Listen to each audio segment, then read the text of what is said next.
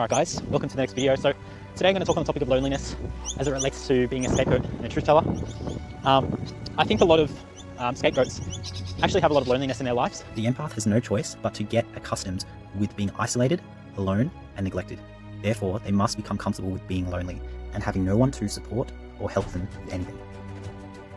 I'm going to talk about my story first of all, how I felt lonely throughout my life, and some of the stories that I remember being left out at school by my family. Let's get into it. So the first story I can remember, I was 10 years old, guys. He was 10, I was 12 maybe, and this was actually on my birthday. I remember that there was a bit of a fight between one of the siblings of my family and between a parent. And for everyone's birthday, we actually tried to do something quite special, okay? So what's special that we did on birthdays was we tried to go to restaurants. We just go out to get food on that person's birthday, right? What I found very strange on my birthday is that after this whole conflict between those persons of my family, there was no effort to rectify that so that I could have a special day. Whereas no matter what, with everyone else, when they had their birthdays, they had that special day. Do you know what I mean, guys?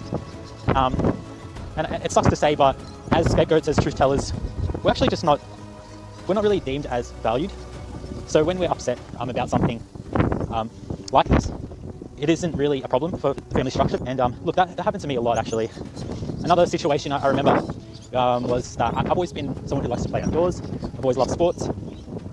And look, I'm not holding it to any of my siblings, but I remember just playing alone a lot of the time actually, playing alone quite a bit. G'day. Oh, over there, thank you. So I was just talking to someone who's looking for my dog. Anyway, so yeah, I remember playing outside, say kicking the football by myself or playing soccer by myself a lot of times. I'll try to find games that I wouldn't need any other person to play with me because yeah, I just wouldn't have that from my family. I also remember trying to go for walks and asking people of my family, do you want to go for a walk with me or do you want to go for a run? And they were always really reluctant to spend time with me, even growing up as an adolescent and wanting to do those things outside. And I know these seem really minuscule, guys, but I'm sure a lot of truth tellers and scapegoats have very similar stories. We're just kind of tossed to the side. We're not really considered a lot of times in the decisions of the family. I want to talk about a bit about the situations that I was shown, or I was very lonely when I was in high school as well. So I always remember just being left out quite a bit, guys, and it wasn't all the time. I'm sure scapegoats and truth tellers we do have friends, but it wasn't to the extent that normal people had friends. So I remember my friends were far and few between, and I'm sure a lot of you guys actually realize that a lot of the friends that you made were actually narcissists and also enablers. I had heaps of friends like that. After I actually realized about learning about the psychology of narcissism and those dynamics, I cut them off finally, and I'm sure a lot of you guys have done that too. Come here. So yeah, guys, I just want to talk about that. I want to talk about now just loneliness as it relates to adulthood. Adulthood when you just growing up, and how being lonely and ostracized by your family and isolated, how that impacts you growing up. So for me, and I'm sure a lot of you guys as well as truth tellers and scapegoats, we become very independent because we've had to rely on ourselves so much.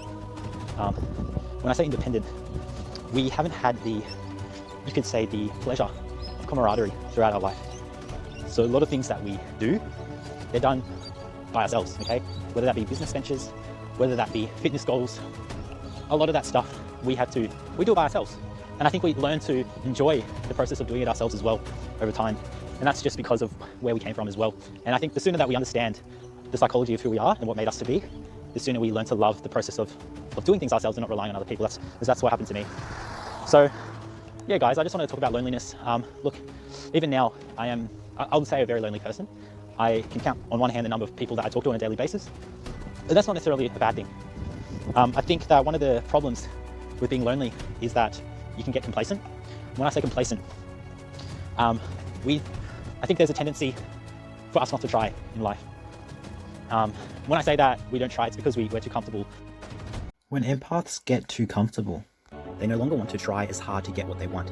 And that's because they know that it's going to take effort to talk to a lot of people, to build connections that you wouldn't otherwise build if you were to remain silent and to remain lonely and comfortable. And part of, evolving and really progressing your career means that you have to go out there, you have to talk to people. So this is just a theory of mine, guys. You can dismiss it if you want, but it's just an opinion at the end of the day. Anyways, guys, I hope you enjoyed this video about loneliness. And how have you guys dealt with loneliness as an empath? What did you do to fill in this void of intimacy and camaraderie in your life? Please let me know in the comments. I'll see you again very soon.